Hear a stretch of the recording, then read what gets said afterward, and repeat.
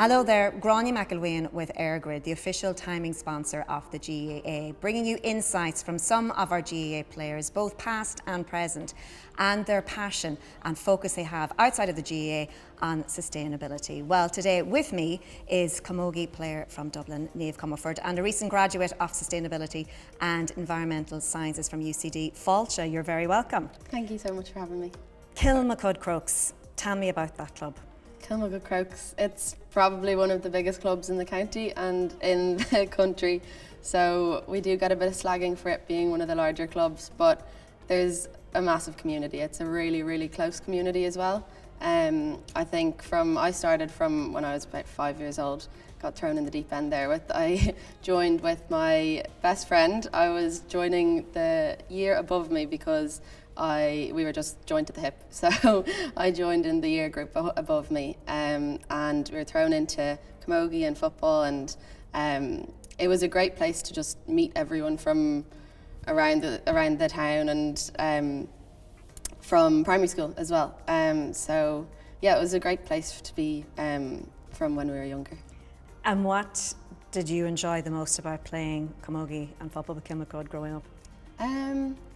If I think back from when I was younger, I think probably the mini All-Irelands would stick out as one of the most memorable moments. They'd happen every June. For the 4 weeks of June, there'd be the Gaelic football, camogie, lads football, and the hurling as well. So every day in school, we'd be prepared for our matches that evening. We'd all get a county. Every girl and boy would get a county that you'd be playing with. You'd be looking up on the Friday who you're going to be playing with on the Monday. And I think they were probably one of the most memorable moments. Like when you hit 12, you're finished playing in them, and then at that age, you're one of the banished doors. So your responsibilities change, and you're in charge of all the little teams. And I think that was something that was just very much like ingrained in us from when we were younger. That we'd be every June, we'd be back up there, back up into the club. And on the Fridays at the end of the week, for the finals, we'd all line up in a big line with all of our counties behind us and the big flags, and there'd be someone at the front with the uilleann pipes, playing the uilleann pipes on our way out to the pitch. So it felt like we were in the real All-Ireland. It was a big deal at the time. So yeah, that was probably my favourite time when I was younger. Is there a place in Kilmacud or in Dublin that you love going to, that when things are getting too much or you want to get a bit of peace and quiet, that you will head to? And also, is there a place that kind of inspired you maybe to go on your journey for sustainability? There actually is. The first thing that comes to mind is the sea. I think anyone who knows me knows that I just love the sea. It's probably where I just go. I love going alone, whether it's with people or alone. I just walk the pier in Dunleary, sit at the very end and relax, just think about anything and everything.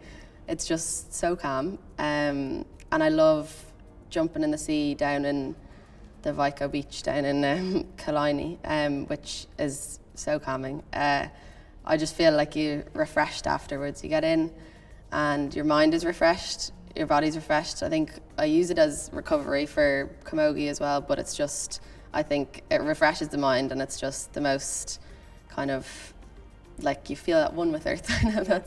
I don't know, but you do. Because you talk about the sea and being at one with Earth.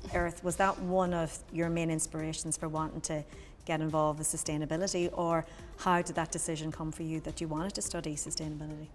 Yeah, it was actually kind of random enough. It was a new course on the CAO, and it kind of came about pretty quickly. The day the CAO was closing, I saw this course was a new course, looked very interesting, very broad.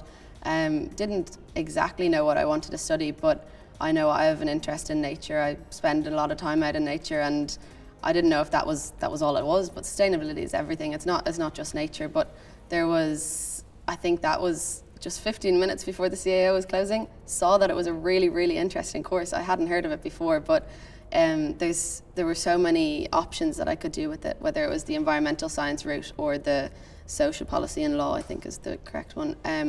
So I knew that there was definitely some sort of interest in that I had got from growing up potentially in Holly Park. Actually, in my primary school, we started off with probably thinking back, we got the green flag a few years in a row. So I think that was a big thing that probably that was my introduction to sustainability, I'd say. Whether it was from litter picking in the close, or if it was going out to the garden and planting a few radishes and potatoes and all that kind of thing. Could have started from there as well. I'm not 100% sure, but somewhere anyways along the way it was something that I was interested in. And that course that you studied, you obviously learned an awful lot in that, as you've mentioned, but in terms of what way has it changed you in how you view sustainability? So before I started, I'd say I didn't understand the pillars of sustainability. There's 3 pillars: the social, environmental and economic. I wouldn't have understood the word sustainability. Like, you can use it in multiple kind of instances really, but I think it's kind of opened my mind to all the different aspects of it. There's renewable energy, there's the nature, there's it goes on. You could list it for ages really, but I think it's just opened my mind really to all the options out there. I know whenever I say I study sustainability, people are like, oh, you'll have lots of opportunities, there's so many places you can go with it. I'm like, yes, but where can I go? I don't know, there's so many out there, I need to pick which one, but I think it's really just opened my mind, yeah. There, I'm sure, have been some highlights that you definitely have had in your playing career to date. Tell us about those. So if I think of even just recently, we were in the All-Ireland semi-final against Cork with the Dublin Camogie team, which was an experience and a half, I'd have to say. The playing in an almost full stadium in Nolan Park was something I've never even thought would happen. So I personally just got on. I think I got on for the last 10 minutes of the match, but it was insane. And coming on, and I blocked everything out at the time, but all the girls afterwards were saying, did you hear us cheer? Did you hear us cheer? And there was there was so many supporters there from Dublin. I think it was really, really, really cool just seeing all the Dublin flags everywhere. I've never had an experience like that before, so that would be probably one of the highlights. I know it ended up as an unfortunate day, obviously, with a loss. You'd always want to end it on a good note with a win, but I think there's progress there in Dublin Camogie, and there's good foundations, so in the next couple of years hopefully. But then in Kilmacud Crokes, I know we had an under-21 final last year.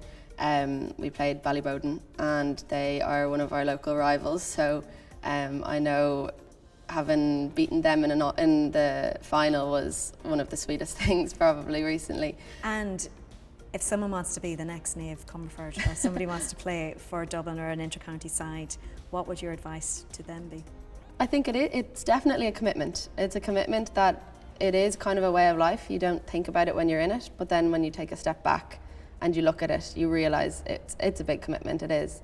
I know for myself and a few of the other girls, we'd have our M50 car park traffic now to get across to training, so it is a nice journey.